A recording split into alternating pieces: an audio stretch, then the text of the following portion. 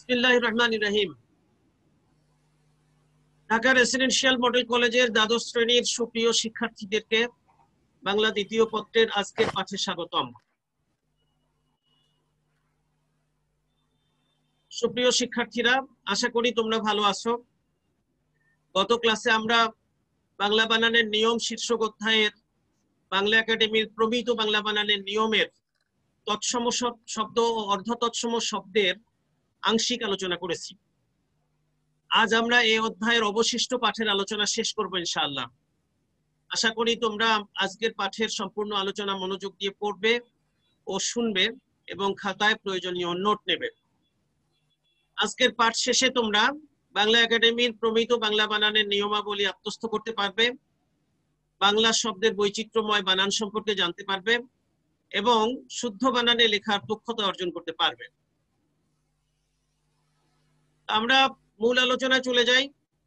বাংলা একাডেমির যে পুস্তিকা, সেই পুস্তিকা থেকে আমরা গত ক্লাসেও তোমাদের বুঝিয়েছি, আজকেও আমরা সেই পুস্তিকা থেকে তোমাদের অবশিষ্ট অংশ বোঝাবো ইনশাল্লাহ।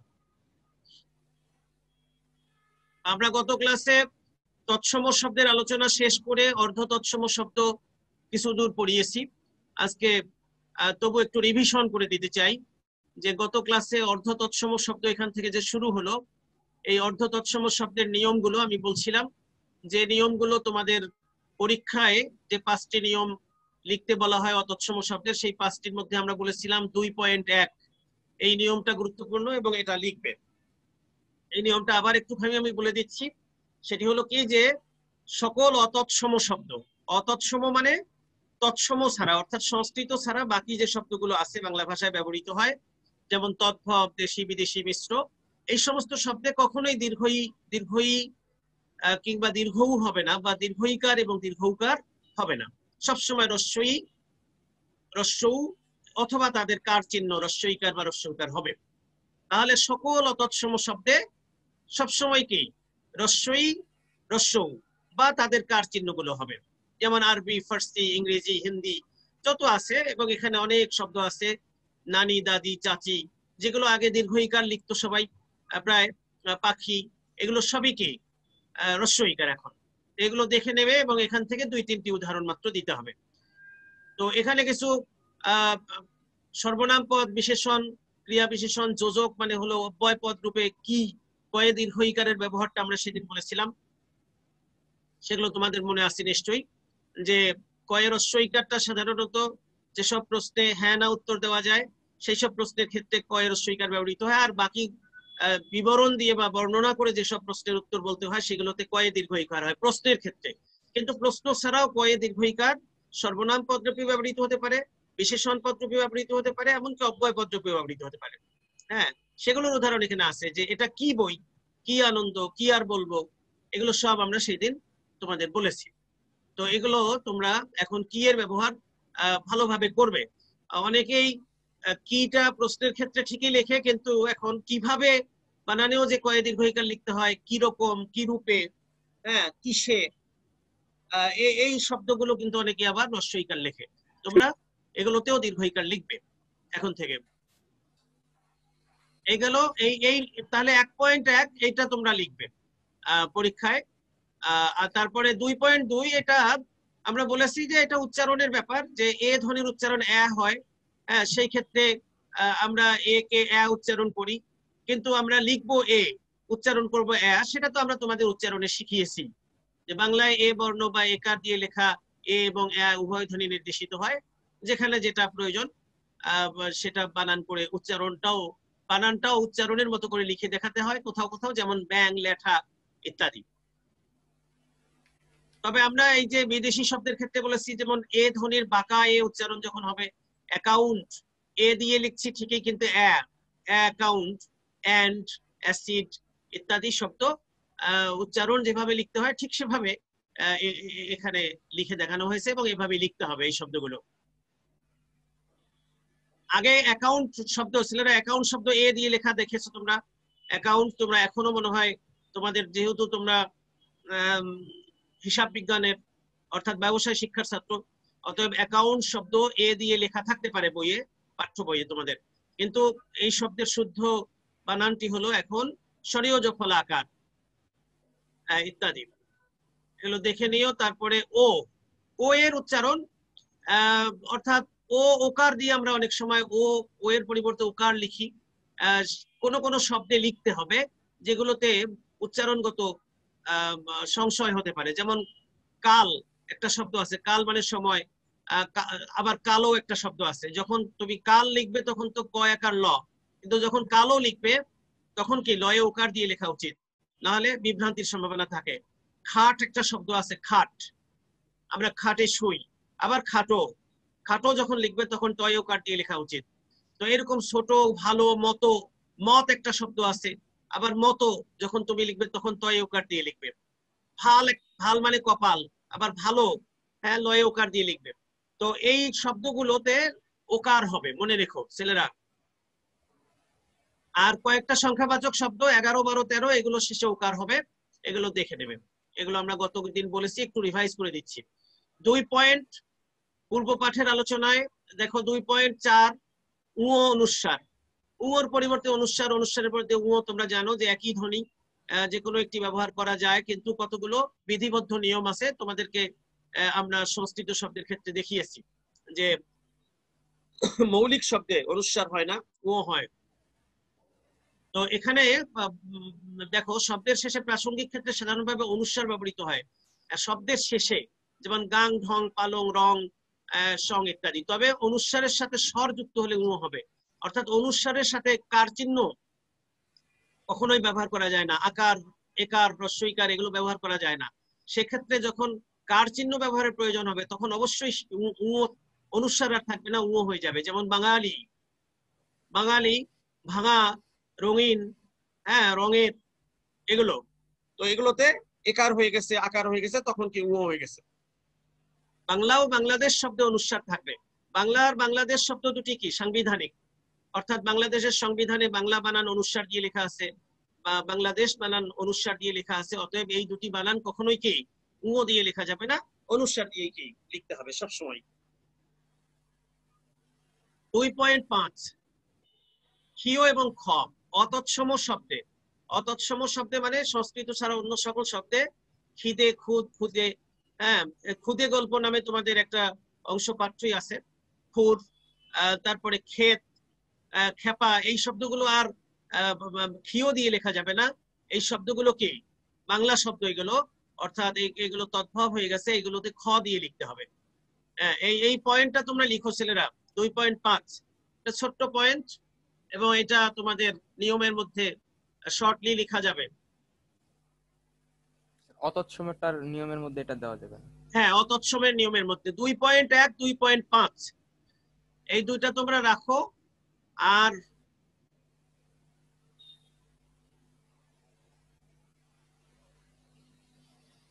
2.3 রাখতে পারো, 2.1, 2.3, আর এই যে এখন যেটা বললাম 2.5। এরপরে আমরা আর দুইটা নিয়ম শেষে দেব। দেখো, বর্গীয় জ, অন্তস্থ জ, বাংলায় প্রচলিত বিদেশি শব্দ সাধারণভাবে বাংলা ভাষার ধ্বনি পদ্ধতি অনুযায়ী লিখতে হয়, অর্থাৎ বাংলা ভাষায় অনেক বিদেশি শব্দ ব্যবহৃত হয় এবং সেটা বাংলা ধ্বনি পদ্ধতি অনুযায়ী লেখার কথা, যেমন কাগজ ইত্যাদি। তো ইসলাম ধর্ম সংক্রান্ত বেশ কিছু শব্দ আছে যেগুলোতে মানে উচ্চারণের উপর নির্ভর করে তার অর্থ, এবং যে কারণে সেখানে অন্তস্থ জয়ের উচ্চারণ লেখাটাকেও কি বৈধ করা হয়েছে, অর্থাৎ বর্গীয় জ লেখা যাবে, অন্তস্থ জ লেখা যাবে। ইসলাম ধর্ম সম্পর্কিত কয়েকটি শব্দ, যেমন আজান, উজু, কাজা, নামাজ, মুয়াজ্জিন, জোহর, রমজান, হজরত, এই শব্দগুলোতে কেউ যদি বর্গীয় জ ব্যবহার করতে চায় তাও ব্যবহার করতে পারবে, কিন্তু অন্তস্থ জ লেখা যাবে। এবং এই ক্ষেত্রে তোমরা একটু জেনে নাও যে সাধারণত তোমরা জানো যে বাংলা ভাষায় দুইটা জ, বর্গীয় জ, অন্তস্থ জ, কিন্তু আরবিতে বেশ কয়েকটা জ। হ্যাঁ, দুইটা শুধু নয়, আলিফ, বা, তা, সা, জিম, এই যে জিম একটা জ, হ্যাঁ, তারপর জোয়াত একটা জ, হ্যাঁ, জাল একটা জ, ঝা একটা জ, হ্যাঁ, মানে এরকমের আছে। হ্যাঁ, তো কয়েকটা জ। তো শুধু জিমের পরিবর্তে, জিম যেখানে, তোমরা যারা আরবি জানো, জিম হরফটির জায়গায় হবে বর্গীয় জ। হ্যাঁ, যেমন হজ, হজে জিম আছে। আর জাল, ঝা, হ্যাঁ, জোয়াদ, এগুলোতে হয় অন্তস্থ জ। ঠিক আছে? তো এই আজান ইত্যাদি এই শব্দগুলোতে তাই আছে, কারেক্ট উচ্চারণ পাওয়ার জন্য এখানে অন্তস্থ জ। এই গেল তারপর 2.7 মূর্ধন্য ন দন্ত ন। তোমরা জানো এগুলো নত্যবিধানের ব্যাপার, নত্যবিধান সত্যবিধান আলাদা চ্যাপ্টারই আমরা পড়াবো, কিন্তু তবু বাংলা একাডেমি একটা নত্যবিধানের একটা সূত্র দিয়েছে, সত্যবিধানের একটা সূত্র দিয়েছে। দেখো, অতৎসম শব্দের বানানে মূর্ধন্য ন ব্যবহার করা হয় না। হ্যাঁ, তোমরা তো জানো শুধু তৎসম শব্দেই মূর্ধন্য ন ব্যবহৃত হবে, সংস্কৃত শব্দ ছাড়া অন্য কোথাও মূর্ধন্য ন ব্যবহৃত হবে না। তাহলে অতৎসম শব্দে কখনো মূর্ধন্য ন হবে না। যেমন অঘ্রাণ, অগ্রহায়ণ যখন ছিল, অগ্রহায়ণ সংস্কৃত শব্দ, অগ্রহায়ণ মাস, তখন অগ্রহায়ণ বানান মূর্ধন্য ন। কিন্তু যখন অঘ্রাণ হয়ে গেছে, এটা তদ্ভব করে ফেলা হয়েছে, তখন কি দন্ত ন। ইরান, এটা তো জানোই যে ফার্সি ভাষার শব্দ, পারস্য দেশের অন্য নাম ইরান, এটাতে কখনোই মূর্ধন্য ন হবে না, বিদেশি শব্দে সবসময় দন্ত ন। কর্ণ শব্দটি সংস্কৃত, কর্ণ এই কান, কর্ণ কর্ণ কান, তো কান যখন হয়ে গেছে, যখন কর্ণ ছিল তখন মূর্ধন্য ন, কিন্তু কান কর্ণ কর্ণ কান, কান যখন তৎভব হয়ে গেছে তখন দন্ত ন। কোরআন, এটা আরবি শব্দ, অবশ্যই দন্ত ন। গভর্নর ইংরেজি শব্দ, কখনোই মূর্ধন্য ন হবে না, দন্ত ন। কিন্তু অনেক জায়গায় গভর্নর বানান টাকাতেও আগে ছিল মূর্ধন্য ন রেফ, ইদানিং সচেতনতা এসছে, এখন দন্ত ন রেফ দেওয়া হচ্ছে। তারপরে গুনতি, গোনা গুনতি, গণনা শব্দ মূর্ধন্য না, গণনা, গণনা মাঝখানে একটা মূর্ধন্য না, কিন্তু গণনা সংস্কৃত, সেখান থেকে যখন গোনা হয়ে যায় যে গুনতে হবে, গুনতি, তখন দন্ত ন। ঝর্ণা বানানটা মূর্ধন্য না, তোমরা জানো ঝর্ণা মূর্ধন্য না রেফ আকার, কিন্তু যখন সেটাকে তদ্ভব করে ফেলা হয় ঝরনা, তখন দন্ত না। ধরন বানানটা দন্ত না ছেলেরা, এই বানানটি কিন্তু অনেকেই ভুল করে। মরণ, স্মরণ, চরণ, বরণ সব কিন্তু মূর্ধন্য না, রয়ের পরে মূর্ধন্য না হয়, কিন্তু ধরন তদ্ভব শব্দ, এ কারণে এটি কি দন্ত না, এটা খেয়াল রেখো। কয় ধরনের, সে ধরনের, হ্যাঁ, তো এগুলো বানানে সবসময় কি রয়ের পরে দন্ত না হবে, ধরন বানান। প্রাণ বানান মূর্ধন্য না, প্রাণ মূর্ধন্য না সংস্কৃত যখন থাকে, কিন্তু যখন প্রাণটাকে পরাণ করে ফেলা হয়, পরাণের সখী বা পরাণের পরাণ, তখন কি দন্ত ন। রানী বিদেশি শব্দ, দন্ত ন হবে। স্বর্ণ, স্বর্ণ রৌপ্য, ওগুলো সংস্কৃত, স্বর্ণ যখন ছিল তখন মূর্ধন্য না, কিন্তু যখন সোনা হয়ে গেছে তদ্ভব, তখন কি দন্ত ন। হর্ন বাজাবেন না, তোমরা জানো যে বিভিন্ন জায়গায় লেখা থাকে হর্ন মূর্ধন্য ন রেফ, দেখবা অনেক জায়গায় হর্ন বানান মূর্ধন্য ন রেফ, কিন্তু আসলে হর্ন দন্ত ন হবে, কারণ এটি কি বিদেশি শব্দ, কখনোই মূর্ধন্য ন হবে না, হর্ন। তারপরে ফার্নিচার, অনেক অনেক দোকানে দেখবে যে ফার্নিচার, ফার্নিচার বানানে মূর্ধন্য ন রেফ আছে, হর্ন বানানে মূর্ধন্য ন রেফ আছে, এগুলো কখনোই কি মূর্ধন্য ন হবে না। কর্নেল বানান, এখনো অনেক জায়গায় কর্নেল বানান মূর্ধন্য ন রেফ লেখে, কিন্তু এগুলো সবই কি ইংরেজি শব্দ, কখনোই মূর্ধন্য ন হবে না, দন্ত ন হবে। তো মনে রেখো এগুলো। তৎসম শব্দের ট ঠ ড ঢ এর পূর্বে যুক্ত নাসিক্য বর্ণ মূর্ধন্য ন হয়। হ্যাঁ, যদি তৎসম শব্দ হয় তাহলে ট ঠ ড ঢ এর সাথে সবসময় মূর্ধন্য ন যুক্ত হবে, কারণ ট ঠ ড ঢ মূর্ধন্য ন, ওই লাইনেই মূর্ধন্য ন আছে। যেমন কণ্টক মূর্ধন্য নয় টক, চণ্ড মূর্ধন্য নয় ড, লুণ্ঠন মূর্ধন্য নয় ঠ। কিন্তু যদি তৎসম না হয়, অতৎসম শব্দ হয়, তাহলে ট ঠ ড ঢ এর সাথে সবসময় দন্ত ন হবে। যেমন গুন্ডা, ঝান্ডা, ঠান্ডা, ডান্ডা, লণ্ঠন, এগুলো কিন্তু তৎসম শব্দ নয়, এগুলো সব কি দন্ত নয়, কারণে এগুলো এখন মনে রাখতে হবে তোমাদের, কোনটি তৎসম কোনটি অতৎসম। এটা 2.7 তোমাদের নিয়মে লেখার দরকার নেই, এমনি শিখে রাখো, মানে বানান আসতে পারে। 2.8 তিনটি স, তালবস্য, মূর্ধন্য স, দন্ত স। বিদেশি শব্দের ক্ষেত্রে মূর্ধন্য স ব্যবহারের প্রয়োজন নাই, তো জানোই যে বিদেশি শব্দে কখনো মূর্ধন্য স হবে না, মনে রেখো। মূর্ধন্য স একমাত্র সংস্কৃত শব্দে হবে, বিদেশি শব্দে হয় দন্ত স হবে, নাহলে তালবস্য হবে। যেমন কিশমিশ তালবস্য দুইটাই, নাস্তা তালবস্য। পোশাক বানান অনেকেই মূর্ধন্য স দিয়ে লিখে পোশাক, কিন্তু এটা ফার্সি শব্দ পোশাক, শিন, শিনের পরিবর্তে তালবস্য হয়। ও এখানেও আরবি হরফের ব্যাপার আছে, আরবি ফার্সিতে ছেলেরা, আরবি ফার্সি শব্দ যখন তোমরা বাংলায় লিখবে, তখন একমাত্র শিন যে জায়গায়, শিন, শিনের জায়গায় হবে তালবস্য, আর সা, সোয়াদ, সিন, এগুলোর জায়গায় হবে দন্ত স, সব জায়গায়। আচ্ছা, বেহেশত, এখানেও তালবস্য, কারণ শিন আছে। শক, শয়তান, এগুলো সব কি পড়ে নেবে। আপোস দন্ত স। জিনিস, অনেকেই জিনিস বানান মূর্ধন্য স দিয়ে লিখে, এগুলো বিদেশি শব্দ, এগুলো মূর্ধন্য স হবে না। মশলা ইত্যাদি এগুলো পড়বে। স্টল, এগুলো সব ইংরেজি শব্দ, দেখো স্টল, স্টাইল, এস এর পরিবর্তে দন্ত স, এগুলো অনেক দোকানে দেখবা যে মূর্ধন্য স দিয়ে লেখা আছে, স্টাইল বানান। স্টিমার, স্ট্রিট, স্টুডিওতে অনেক স্টুডিও, প্রায় সব স্টুডিওতেই লেখা আছে মূর্ধন্য ষ ট রস্য উকার। স্টোর বানান তো প্রায় সব দোকানে স্টোর বানান দেখবে বাংলায় স্টোর বানান লেখা আছে মূর্ধন্য ষ ট উকার, তাই না ছেলেরা? স্টোর শব্দ, হ্যাঁ স্টোর, হ্যাঁ স্টোর শব্দ প্রায় সব দোকানে মূর্ধন্য ষ ট উকার আছে। হবে কি দন্ত ষ ট উকার, কারণ এটা ইংরেজি শব্দ, কখনোই মূর্ধন্য ষ ট হবে না। কিন্তু ভুল ওই যে যারা লিখে সাইনবোর্ড তারা তো আর এগুলো অত সব জানে না। আচ্ছা গেল। তারপরে ইসলাম ইত্যাদি এগুলো পড়বে, তোমাদের আগেই আমি বলেছি একমাত্র শিন ছাড়া বাকি গুলোতে সব দন্ত স হবে, শিনের জায়গায় শুধু তালব্য হবে। আচ্ছা এই যেমন এশা, এশাতে শিন আছে, সওয়ালে শিন, এগুলো তালব্য। ইংরেজি ও ইংরেজির মাধ্যমে আগত বিদেশি শব্দে এস ধ্বনির জায়গায় দন্ত স, আর এসএইচ, এসএইচ যদি থাকে যেমন শার্ট, শ্যাম্পু ইত্যাদি, শন এস আই ও এন, হ্যাঁ তারপরে হলো double S I O N session বানানে পাওয়া যায়, কমিশন বানানে পাওয়া যায় double S I O N শন, তালব্য শন দন্ত ন হবে, T I O N action ইত্যাদি, এগুলোতে তালব্য স হবে। তাহলে এসএইচ এবং এই শন শন শন এগুলোতে তালব্য স হবে, মনে রেখো। এই যে এখানে উদাহরণ দেওয়া আছে, হ্যাঁ এগুলো পড়বে। যেখানে বিদেশি বাংলায় বিদেশি শব্দের বানান পরিবর্তিত হয়ে দন্ত স সতে রূপান্তরিত হয় সেখানে স ব্যবহার করতে হবে, অর্থাৎ কোনো কোনো জায়গায় দন্ত স এর উচ্চারণ স হয়ে যায়, যেমন তস নস ইত্যাদি, এগুলো পড়বে। 2.9 দেখো বিদেশি শব্দ ও যুক্ত বর্ণ। বেশ কিছু বিদেশি শব্দ আছে যেগুলো থেকে শুরুতেই যুক্ত বর্ণ থাকলে সেটা বিশ্লেষণ করে দেখানো সম্ভব হয় না, এগুলো যুক্ত বর্ণ দিয়েই লিখতে হবে। যেমন স্টেশন, স্টেশন দন্ত স ট যুক্ত, এটাকে দন্ত স আলাদা ট আলাদা করা যাবে না। স্ট্রিট, স্প্রিং, তবে অন্য ক্ষেত্রে বিশ্লেষ করা যায়, যদি শব্দের মাঝখানে থাকে যুক্ত বর্ণ তাহলে সেটা আলাদা করে দেখানো যাবে, যেমন লেখা যাবে, যেমন মার্কস, এই যে শেষে আছে তাই না, মার্কস ক স একসাথে অনেকেই লেখে কিন্তু আলাদা করে লেখানো হয়েছে। শেক্সপিয়ার কয়স, কয়স একসাথে অনেকেই যুক্ত বর্ণ করে লিখে কিন্তু এটা আলাদা করেই লেখা যায়, কারণ যেহেতু শব্দের ভেতরে। হ্যাঁ ইসরাফিল, ইসরাফিল আলাইহিস সালাম দন্ত স র ফলা আকার, দন্ত স এর সাথে রফলা আকার দিয়ে ইসরাফিল অনেক সব জায়গায় দেখবে, কিন্তু এটা আলাদা করে লেখা যায় কারণ শব্দের ভেতরে যেহেতু ইসরাফিল। এভাবে এভাবে শুদ্ধ লেখা, মনে রেখো ছেলেরা। এই নিয়মটাও তোমরা দিতে পারো 2.9। আর এই যে শেষের দুইটা নিয়ম তোমরা দেবে, কারণ এগুলো শর্ট নিয়ম এবং সুন্দর। দেখো হস চিহ্ন, হস চিহ্ন যথাসম্ভব বর্জন করা হবে, এই একটা নিয়ম, ছোট্ট নিয়ম, মুখস্থ রাখতেও সুবিধা। হস চিহ্ন যথাসম্ভব বর্জন করা হবে, মানে হসন্ত চিহ্ন দেওয়ার প্রয়োজন নেই।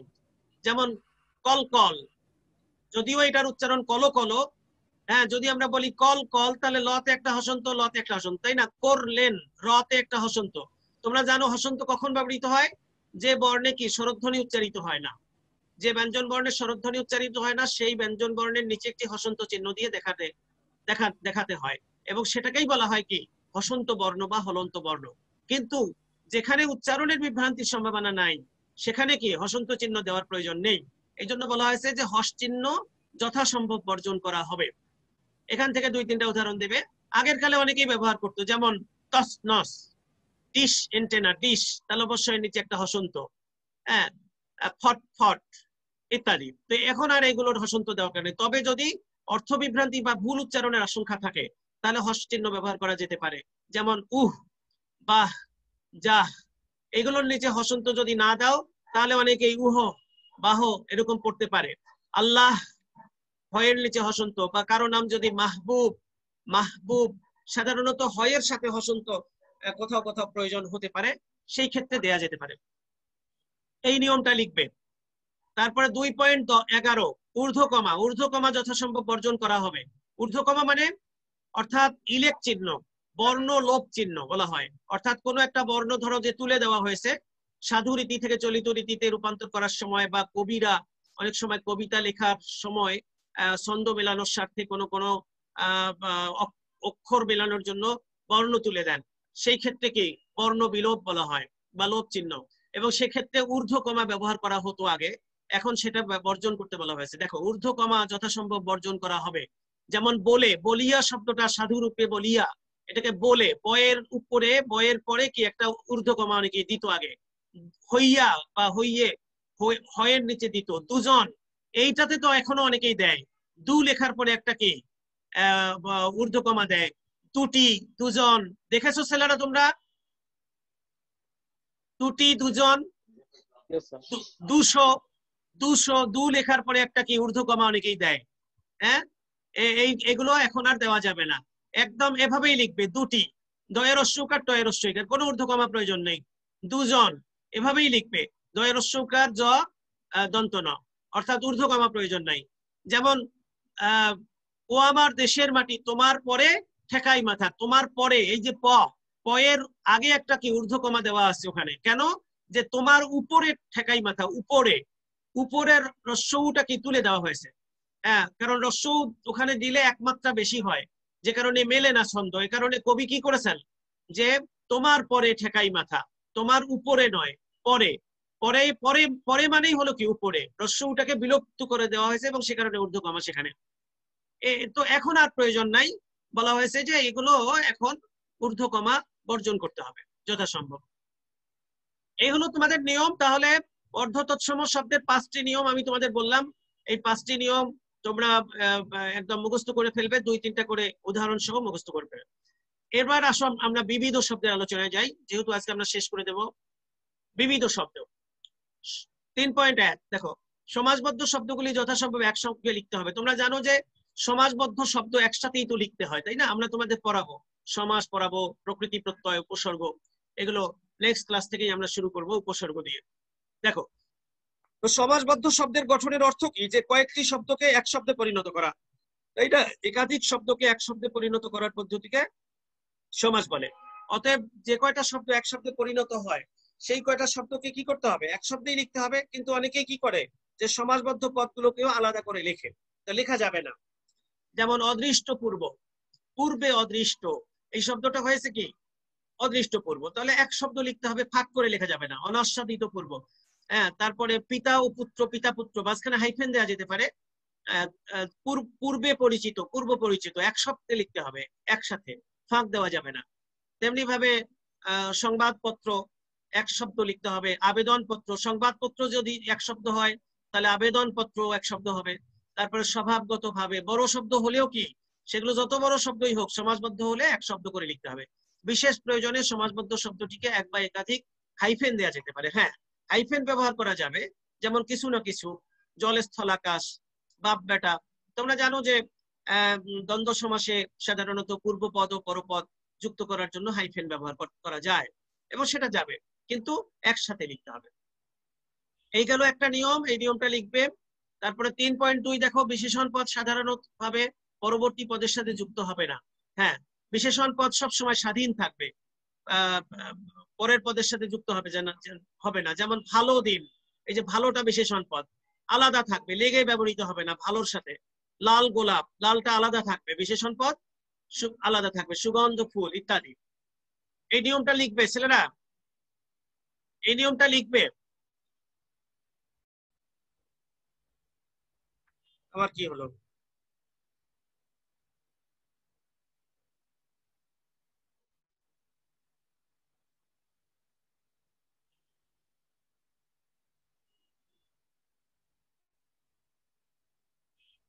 আমার স্লাইডটা চলে গেল,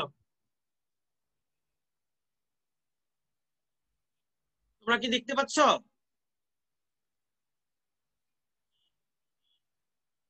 স্যার উপরে বামে ক্লিক করলেই আসবে, চলে আসবে। উপরে বাঁয়ে, হ্যাঁ এখানে। হ্যাঁ আচ্ছা, দেখো ছেলেরা, হ্যাঁ এটা 3.2টা লিখবে। তারপরে দেখো 3.3, না বাচক, না এবং নি, এর প্রথমটি স্বতন্ত্র পদ হিসেবে এবং দ্বিতীয়টি সমাজবদ্ধ পদ হিসেবে ব্যবহৃত হবে। অর্থাৎ নাটা আলাদা লিখতে হবে আর নিটা যুক্ত করে লিখতে হবে। যেমন করি না, করিনি, খাই, হ্যাঁ করি না, বলি না, যাই না, এগুলো সব কি না আলাদা হবে, কিন্তু যখন আমরা নি লিখবো তখন কি যুক্ত করে লিখতে হবে। যেমন করিনি, খাইনি, যাইনি, বলিনি, বুঝেছ? না আলাদা লিখতে হবে, কিন্তু নিটা লেগে ব্যবহৃত হবে ক্রিয়াপদের সাথে, ঠিক আছে? খাইনি, যাইনি, বলিনি, করিনি সব। এছাড়া শব্দের পূর্বে যখন না বাচক, না অর্থক না থাকবে, তখন সেটা কি যোগ যোগ করে লিখতে হবে। যেমন নয় তৎপুরুষ, নয় বহুব্রীহি সমাসের শব্দে নাটাকে কি আমরা একসাথে লিখি, যেমন নাবালক, হ্যাঁ, নয় বালক, নারাজ, নয় রাজি আর কি, হ্যাঁ, না হক, হ্যাঁ, ইত্যাদি যত আছে এগুলো না বালক, নারাজ, না হক, হ্যাঁ, নাচার, নাসর, এগুলো সব কি একসাথে লিখতে হবে, ফাঁক দেওয়া যাবে না। এগুলো তারপরে দেখো অর্থ পরিস্ফুট করার জন্য কোন কোন ক্ষেত্রে প্রয়োজন অনুভূত হলে নায়ের পরে হাইফেন ব্যবহার করা যাবে। হ্যাঁ, যদি প্রয়োজন হয় অর্থকে আলাদা করার জন্য তখন হাইফেন ব্যবহার করা যাবে, যেমন না গোনা পাখি, না বলা কথা, হ্যাঁ, এই যে না বলা, না বলার মাঝখানে হাইফেন, না শোনা কথা, এই যে না বলা, না শোনা, না গোনা, এই মাঝখানে একটা হাইফেন ব্যবহার করা যাবে।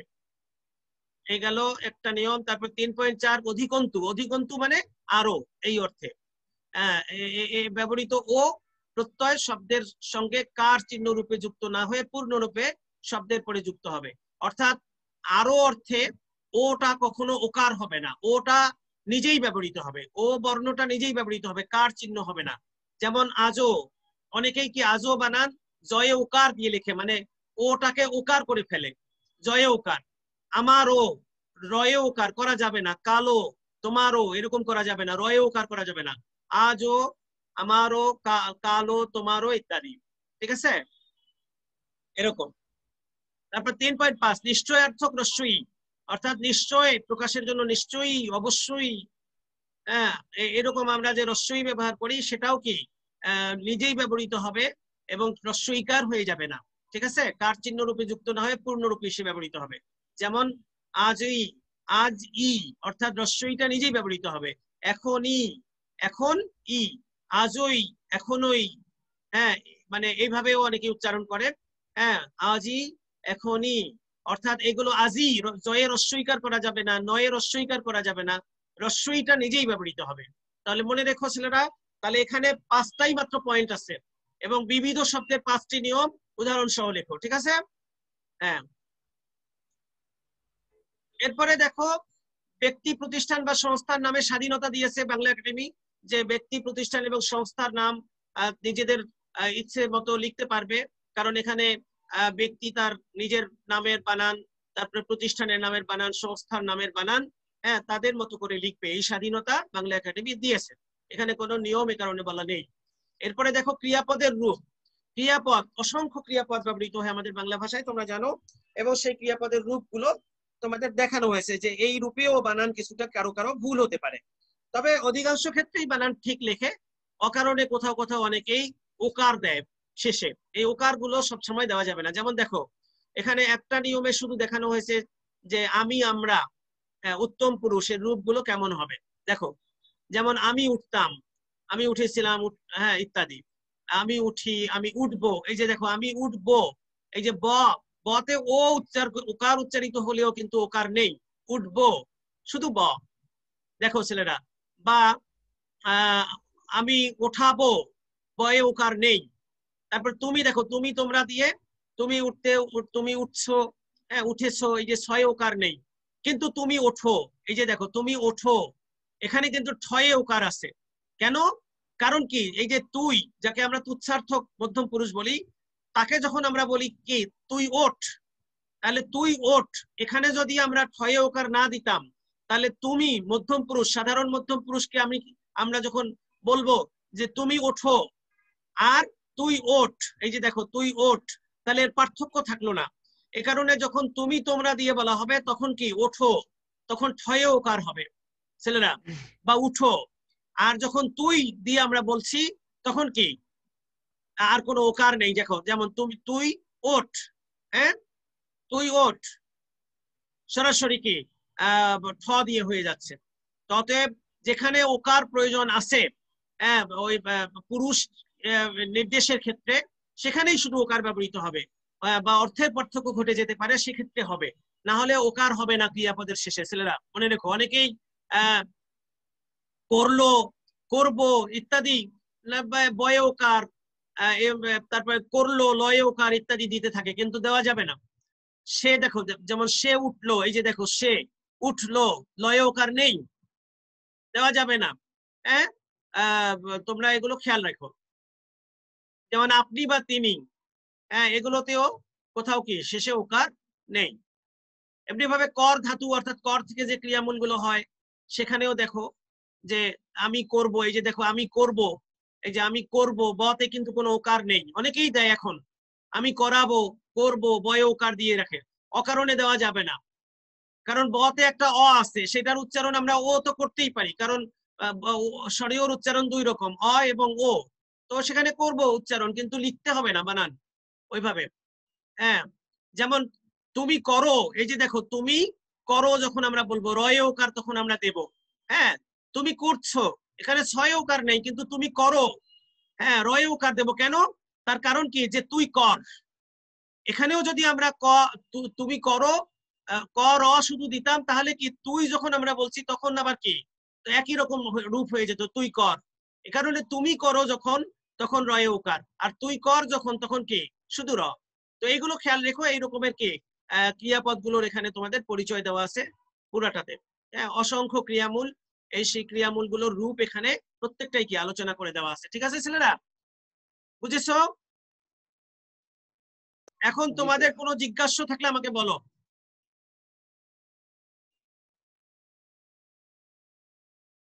তোমাদের প্রশ্নোত্তর পর্বে তোমাদের কোনো জিজ্ঞাসা থাকলে বলো।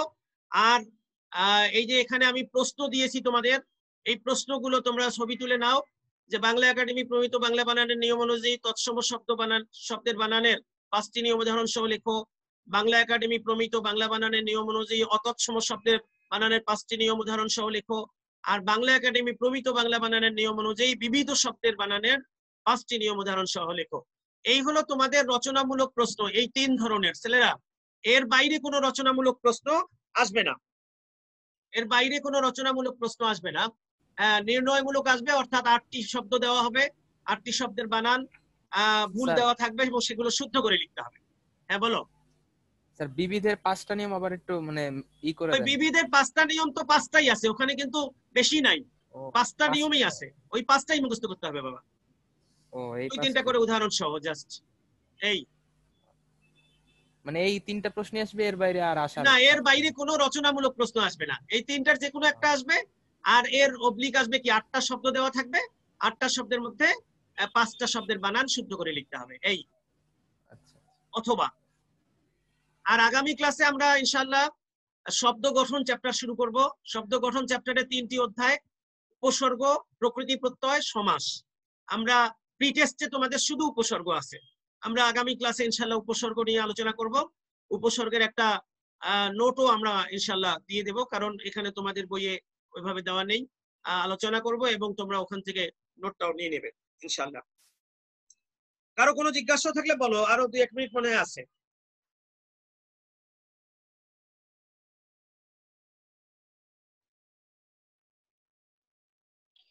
স্যার, এই উট ধাতুর তুচ্ছাত্মক শব্দে উঠতি এর পরে দন্তস্ব ব্র্যাকেটে দেওয়া, এটা মানে কি?